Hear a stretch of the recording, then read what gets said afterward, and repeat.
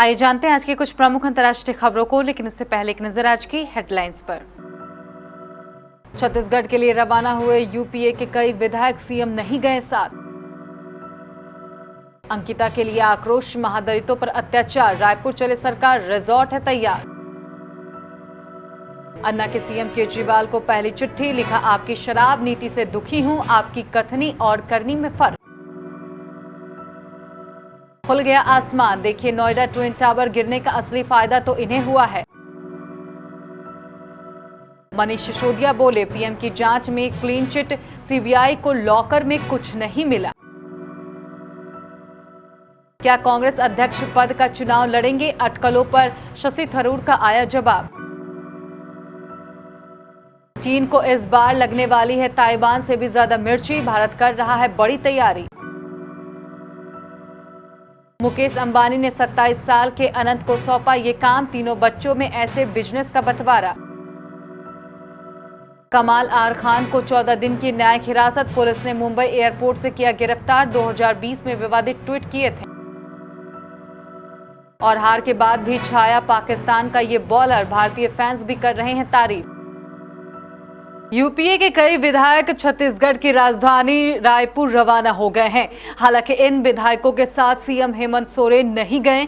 बताया गया कि जेएमएम के कई अन्य विधायक भी नहीं गए हैं। बता दें कि सीएम आवास से 2 बसों में सवार सीएम समेत यूपीए के 32 विधायक सहित 35 नेता रांची एयरपोर्ट के लिए रवाना हुए थे। इस दौरान यह चर्चा थी कि सीएम इन विधायकों को रायपुर जाने के लिए एयरपोर्ट छोड़ने जा रहे हैं। विधानसभा की सदस्यता रद्द होने की आशंका और महागठबंधन में टूट की डर के बीच झारखंड मुक्ति मोर्चा और कांग्रेस के 30 से अधिक विधायकों को छत्तीसगढ़ ले जाया जा रहा है। हालांकि खुद हेमंत सोरेन रायपुर नहीं गए हैं, वहीं विधायकों को विदा करने एयरपोर्ट से बाहर आ गए। रांची एयरपोर्ट से इंडिगो का विमान विधायकों को रायपुर के लिए उड़ान भर चुकी है। रायपुर में शानदार रिजॉर्ट विधायकों के स्वागत के लिए तैयार है। दिल्ली के सीएम अरविंद केजरीवाल की नई शराब नीति पर अन्ना हजारे ने नाराजगी जताई है। उन्होंने केजरीवाल को संबोधित करते हुए लिखा, कई दिनों से दिल्ली सरकार की शराब नीति को लेकर जो खबरें आ रही हैं उनसे मैं दुखी हूं। हमें महाराष्ट्र की तरह शराब नीति की उम्मीद थी, लेकिन आपने ऐसा नहीं किया। अन्ना ने आगे लिखा कि लोग सत्ता के लिए पैसे और पैसों के लिए सत्ता के घेरे में फंस गए हैं। यह उस पार्टी के अनुरूप नहीं है जो एक बड़े आंदोलन से उभरी है। आपने अपनी पुस्तक स्वराज में बड़ी बड़ी बातें लिखी थी, लेकिन आपके आचरण पर उसका असर नहीं दिख रहा है। आपके मुख्यमंत्री बनने के बाद मैं पहली बार आपको पत्र लिख रहा हूं। उत्तर प्रदेश के नोएडा के सेक्टर 93A स्थित ट्विन टावर को ध्वस्त कराए जाने के करीब 48 घंटे बाद स्थिति बदली हुई है। एमराल्ड कोर्ट सोसाइटी और एटीएस ग्रीन्स विलेज के 5 टावरों के लोग अपनी गैलरी से तस्वीरें शेयर कर रहे हैं और खुशियां जता रहे हैं। इसके साथ ही बदले माहौल की भी तस्वीरें सामने आई है। लोगों की गैलरी खुल गई है, धूप आ रही है, फ्लैटों तक हवा भी, लेकिन इसमें एक शख्स काफी खुश नजर आ रहा है। ये है सेक्टर 3 टावर के निवासी जॉय सक्सेना। जॉय सक्सेना ब्रिक्स के सलाहकार हैं। सेक्टर 3 सोसाइटी में उनका पेंट हाउस है। ट्विन टावर बनने के बाद यह पेंट हाउस किसी काम का नहीं रह गया था। ट्विन टावर ने उसके पेंट हाउस का पूरा व्यू ही खत्म कर दिया था। प्राइवेसी गई थी, वह तो अलग मसला है। सेक्टर 3 में घर लेने के दौरान उन्होंने विशेष रूप से इस पेंट हाउस को लिया था। अब एक बार फिर उनका पेंट हाउस उपयोगी हो गया है, साथ ही व्यू भी अब शानदार है। ट्विन टावर गिरने का असली फायदा तो इन्हें ही हुआ है। दिल्ली के उप मुख्यमंत्री मनीष सिसोदिया के बैंक लॉकर की आज सीबीआई द्वारा जांच की गई। वह इस जांच पर आपके नेता मनीष सिसोदिया ने कहा कि सच की जीत होती है। सीबीआई को लॉकर में से कुछ नहीं मिला है। सीबीआई पर पीएम का दबाव है। किसी तरह से मनीष सिसोदिया को 2 से 3 महीने के लिए जेल डालो। कोई एक पैसे की हेड़ाफेड़ी नहीं है। उन्होंने कहा, जैसे मेरे घर से कुछ नहीं मिला, वैसे ही मेरे लॉकर से कुछ नहीं मिला। मुझे खुशी है कि प्रधानमंत्री ने मेरे मेरे घर पर छापा पड़वाया, मेरे लॉकर की जांच करवाई, जिसमें से कुछ नहीं मिला। यह सबूत है कि पीएम की जांच, मेरा परिवार और मैं पाक साफ निकला। वहीं सीबीआई द्वारा बैंक लॉकर की जांच पूरी करने के बाद सिसोदिया विधानसभा के लिए रवाना हो गए हैं। कांग्रेस नेता शशि थरूर को लेकर कयास लगाए जा रहे हैं कि वे अध्यक्ष पद का चुनाव इस बार लड़ सकते हैं। वे भी इस चुनावी प्रक्रिया में बतौर एक उम्मीदवार खड़ा हो सकते हैं। हाल ही में उनके छपे एक लेख ने इन अटकलों को और ज्यादा बल देने का काम किया है। अब शशि थरूर ने इन अटकलों पर कहा कि लोग कुछ भी सोचने को स्वतंत्र है। मैंने अपने लेख के जरिए सिर्फ इतना कहा था कि पार्टी में चुनाव सही रहेंगे। एक लोकतांत्रिक देश में लोकतांत्रिक पार्टी का होना जरूरी है।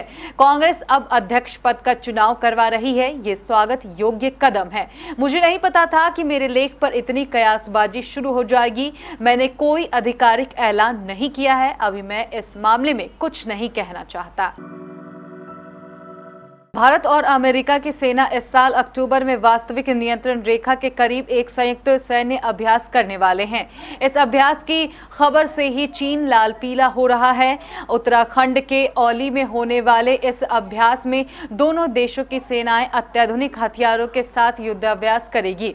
गौरतलब है कि भारत और चीन के बीच रिश्ते पिछले 2 साल से खराब चल रहे हैं। उधर ताइवान से उलझे चीन के इस अभ्यास से मिर्ची लगनी शुरू हो गई है। चीन इसका विरोध भी कर रहा है। रिलायंस इंडस्ट्रीज के चेयरमैन मुकेश अंबानी 2 दशक तक जिम्मेदारी संभालने के बाद अब नई पीढ़ी को लीडरशिप सौंपने लगे हैं। उन्होंने सोमवार को कंपनी की 45वीं सालाना आम बैठक को संबोधित करते हुए तीनों बच्चों में जिम्मेदारियां बांटने का साफ इशारा कर दिया। बड़े बेटे आकाश अंबानी को पहले ही रिलायंस जियो की जिम्मेदारी दी जा चुकी है और बेटी ईशा रिलायंस रिटेल का कारोबार देख रही है। संबोधन में मुकेश अंबानी ने बताया कि छोटे बेटे अनंत अंबानी रिलायंस के न्यू एनर्जी कारोबार पर ध्यान दे रहे हैं। इससे साफ हो गया कि रिलायंस समूह का कारोबार डिजिटल, रिटेल और एनर्जी कैटेगरी के हिसाब से सेपरेट होगा। एक्टर और फिल्म क्रिटिक कमाल राशिद खान को बोरीवली कोर्ट ने मंगलवार को 14 दिन की न्यायिक हिरासत में भेज दिया है। 2 साल पुराने केस में मुंबई पुलिस ने कमाल को एयरपोर्ट से अरेस्ट किया था। इसके बाद उन्हें कोर्ट में पेश किया गया था। यह कार्रवाई 2020 के एक विवादित ट्वीट पर की गई। कमाल 2 साल बाद मुंबई लौटे हैं। एशिया कप के अपने पहले मुकाबले में पाकिस्तान को भारत के हाथों हार का सामना करना पड़ा। रविवार को हुए मैच में भारत ने 5 विकेट से जीत दर्ज की। भारतीय बॉलिंग के आगे पाकिस्तान की एक भी न चल सकी। लेकिन इन सब के बीच एक पाकिस्तानी खिलाड़ी ऐसा भी है जिसकी हर ओर तारीफ हो रही है। पाकिस्तान के तेज गेंदबाज नसीम शाह, जो सिर्फ 19 साल के हैं और रविवार को अपना पहला मैच खेल रहे थे। हर कोई उनके बारे में चर्चा कर रहा है। ऐसा इसलिए क्योंकि नसीम शाह की मैच के दौरान काफी हालत खराब हो गई थी। उन्हें लगातार क्रैम्प आ रहे थे। उन्होंने इस मैच में 4 ओवर में 27 रन देकर 2 विकेट लिए। दुबई की गर्मी की वजह से खेलना हर किसी के लिए आसान नहीं था। नसीम शाह के साथ ऐसा ही हुआ। वह लगातार बॉलिंग करते वक्त परेशान हुए। पारी के 18वें ओवर में जब वह बॉलिंग कर रहे थे तब उन्हें इतना दर्द हुआ कि वह जमीन पर ही लेट गए।